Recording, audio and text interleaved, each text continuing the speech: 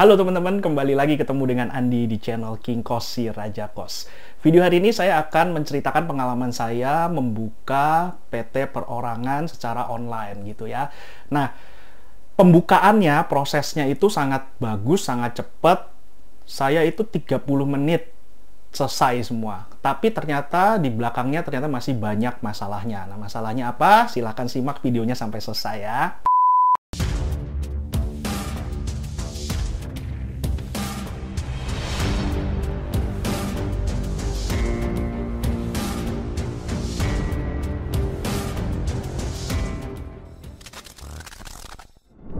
Nah, teman-teman, sekarang ini kan sudah berlaku ya Undang-Undang Cipta Kerja itu ya yang terkenalnya itu namanya Omnibus Law itu. Nah, di situ pemerintah membantu usaha kecil UMKM untuk bisa membuka perseroan atau PT perorangan ya. Nah, biasanya kan kalau PT itu kan minimal kan pemegang sahamnya, pendirinya minimal kan 2 orang. Nah, kalau PT perorangan ini cukup 1 orang itu sudah bisa buka sendiri. Nah, di sini di video ini saya tidak akan bahas mengenai caranya ya, untuk gimana sih cara input datanya untuk pengajuan online segala macam, karena sudah banyak lah di YouTube teman-teman cari, itu banyak sekali ininya tutorialnya gitu ya. Cuma secara singkatnya aja, kalau teman-teman mau bikin itu bisa membuat sendiri tanpa harus pakai akte notaris. Nah, silakan teman-teman cari-cari aja ya di internet. Intinya cuma masuk ke ahu.go.id, kemudian di situ kita buka akun, kemudian setelah kita bisa login, terus kita mendaftarkan perusahaan kita, tapi sebelum bisa mendaftarkan, sebelum mengisi segala macam formulir-formulirnya, kita harus bayar dulu. Nah, biayanya berapa? Biayanya sangat murah sekali, cuma 50.000 itu PNBP. Penerimaan negara bukan pajak ya, namanya PNBP, Rp50.000. Nah, itu bisa ditransfer atau bayar pakai ATM juga bisa, pakai mobile banking juga mungkin bisa ya, atau mungkin pakai marketplace yang bisa membayar kayak semacam pajak-pajak itu mungkin bisa. Kalau saya sendiri, saya bayar waktu itu pakai rekening Mandiri. Langsung saat itu bayar, saat itu juga langsung online diterima, dan akhirnya langsung bisa bukan buka ya, maksudnya sudah bisa masuk, login, dan kemudian bisa langsung mendaftarkan PT perorangan kita. Dimasukin namanya, nama perusahaannya, terus kemudian KBLI-nya, terus nama kita juga sebagai pendirinya, NPWP kita juga diminta. Nah, itu karena pentingnya teman-teman kalau kita bayar pajak rutin, karena pendiri perusahaan itu pasti diminta NPWP-nya, dan katanya ya kalau kita nggak pernah taat bayar pajak, nggak pernah laporan pajak, itu nanti akan bermasalah pada saat kita mau buka yang PT perorangan ini ya. Nah, setelah diinput semua alamat, domisili segala macem, jreng, langsung keluar surat pengesahan dari Kemenkumham atas nama PT kita, langsung keluar. Nah, sebelum keluar itu kita ada otomatis juga, yaitu kita mengisi surat pernyataan pendirian perusahaan. Nah, surat pernyataan pendirian perusahaan ini itu yang menggantikan akte notaris. Biasanya kan ada akte notaris, akte pendirian perusahaan. Nah, itu kita nggak perlu kalau PT perorangan, kita cukup surat pernyataan, dan itu juga di-inputnya di ahu.go.id tadi, langsung otomatis keluar, langsung surat pengesahan dari Kemenkumham keluar, dan yang lebih kerennya lagi NPWP-nya langsung keluar. Wah, ini kan jadi benar-benar udah ngeling semua ya. Jadi kita buka perusahaan ya, dianggap kita harus langsung bayar pajak gitu loh, sebagai wajib pajak gitu. Nah, proses dari awal tadi sampai yang saya ceritakan sekarang ini tuh semua bisa saya lakukan dalam tempo 30 menit, selesai semua, beres, nggak ada masalah. Tapi setelah itu kan kita masih harus ada proses berikutnya ya. Karena kan kalau cuma mendaftarkan nama PT aja kan tidak cukup, itu untuk berusaha kita belum bisa. Kita harus punya yang namanya sekarang nomor izin berusaha ya, NIB ya, biasanya kita sebutnya NIB, dan kita biasanya mengajukan NIB itu melalui OSS, Online Single Submission kalau nggak salah ya namanya ya. Nah, waktu itu saya langsung daftarin ke OSS, saya masuk ke websitenya. Nah, di situ mulailah terjadi masalah. Masalahnya adalah pada saat Itu kan pada saat mau daftar OSS itu kan ada pilihannya ya. Pilihannya itu apakah kategorinya itu apakah perseroan terbatas, apakah perorangan, apakah CV, apakah BLU, apakah badan hukum lainnya, dan yayasan, dan lain-lain. Pokoknya ada banyak pilihannya. Nah, pada saat saya mau masukin nama perusahaan saya, kemudian saya masukin perseroan terbatas, masukin di kategori itu, ternyata katanya tidak ditemukan datanya, ya. Nah, waktu itu saya bingung, waduh, ini kenapa nih? Biasanya kan harusnya antar institusi pemerintah kan harusnya nge-link datanya ya, tapi di situ dibilang data tidak ditemukan. Waktu itu saya sempat telepon-teleponan sama notaris langganan saya. Dia bilang, oh ada kemungkinan memang nggak langsung real time nge-linknya, jadi mungkin ditunggu aja gitu. Oke, saya tunggu, besok saya tunggu, belum bisa juga, lusa saya tunggu, belum bisa juga. Akhirnya saya email ke bagian OSS ya, ke call centernya. Terus 1 hari kemudian baru dibales, dia bilang ternyata memang belum ditemukan data perusahaan saya, data PT perorangan saya di dalam database. Saya disuruh menghubungi ke bagian AHU ya. Wah, itu saya email lagi, email. Setelah email dari AHU kagak dibales-bales. Dari Kemenkumham itu ya tidak dibalas-balas emailnya. Saya bingung gimana ini. Nah, itu waktu itu entah kenapa saya coba iseng-iseng ya. Saya buka lagi. Nah, di situ kan ada beberapa kategori pilihan ya.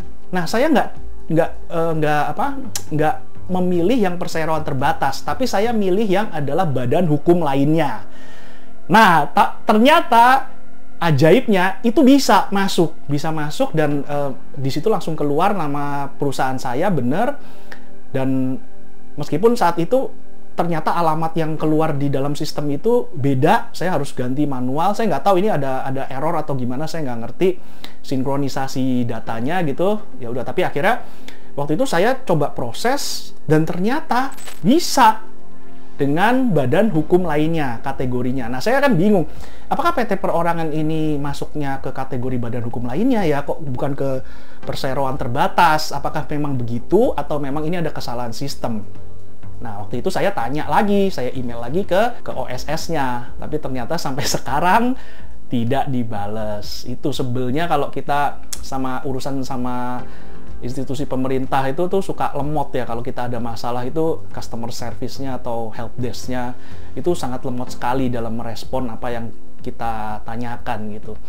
Tapi sebodo amat lah, yang penting akhirnya waktu itu NIB saya keluar tuh akhirnya ya. NIB-nya sudah keluar.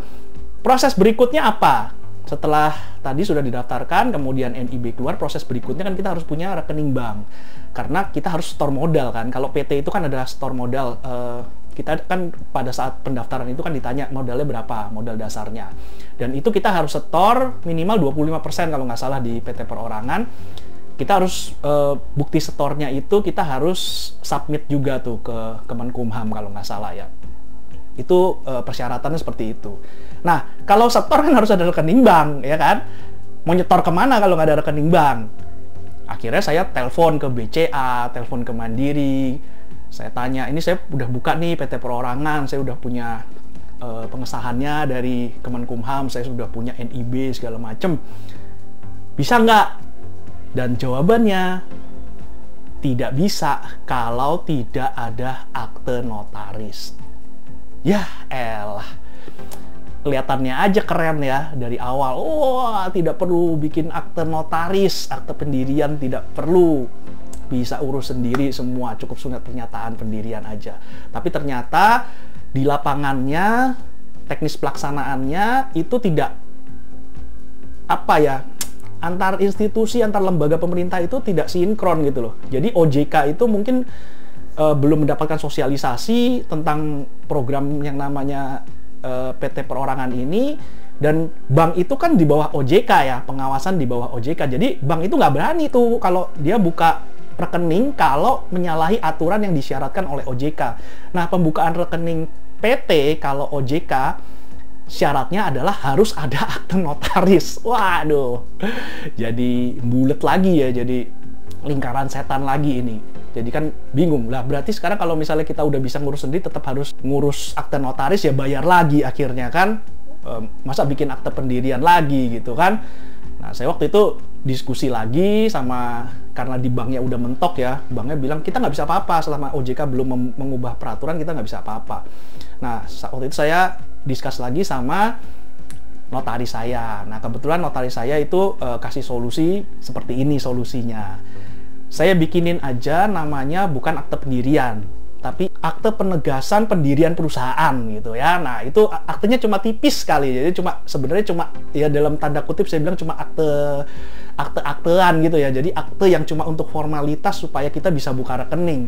Akhirnya waktu itu cuma berapa 3 halaman atau 4 halaman gitu kalau nggak salah, itu juga akte notaris yang menyatakan bahwa bener loh kalau si Andi ini dia mendirikan perusahaan namanya perusahaan A gitu kan. Nah, itu setelah itu saya dapat salinannya dari notaris, salinannya saya bawa ke bank dan akhirnya baru bisa buka rekening. Nah, teman-teman, mungkin teman-teman juga sekarang ini juga mengalami hal yang sama yang pernah saya alami. Mungkin juga teman-teman kendala di OSS-nya, kendala di pembukaan banknya. Semoga video ini bisa berguna ya.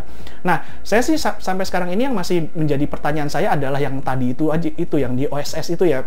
Kenapa kok nggak bisa masuk ke kategori perseroan terbatas? Apa memang masuknya itu ke kategori badan hukum lainnya? Mungkin teman-teman kalau punya info yang lain, info yang up to date, yang valid gitu, mungkin bisa bantu saya untuk tulis di komentar.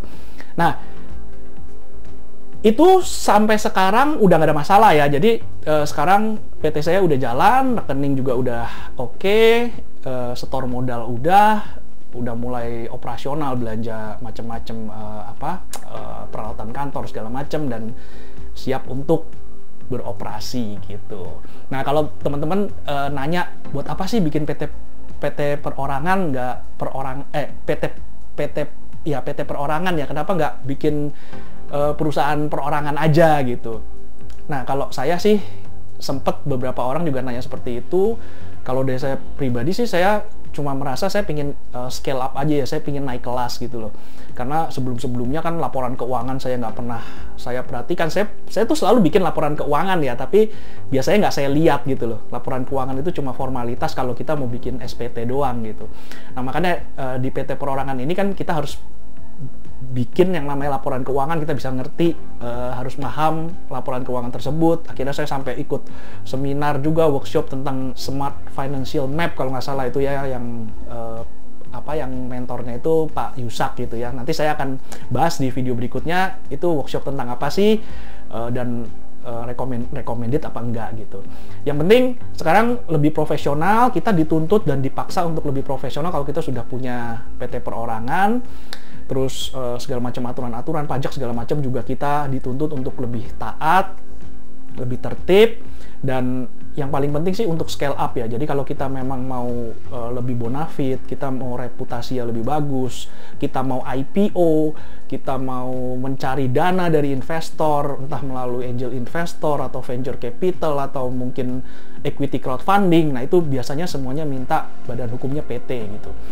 Begitu juga kalau misalnya ada orang yang mau ikut lelang, proyek pemerintah, atau misalnya mau bikin usaha ekspor impor, itu juga semuanya membutuhkan PT. Nah, disitulah kenapa akhirnya saya memutuskan yang sebelumnya saya perusahaan perorangan dan CV, akhirnya saya mau dalam tanda kutip naik kelas gitu ya, untuk membuat PT meskipun bukan PT yang konvensional, tapi ini kita mulai dari PT Perorangan dulu. Oke teman-teman, mungkin itu dulu video saya hari ini. Terima kasih sudah menonton, sampai ketemu video yang akan datang. Dadah!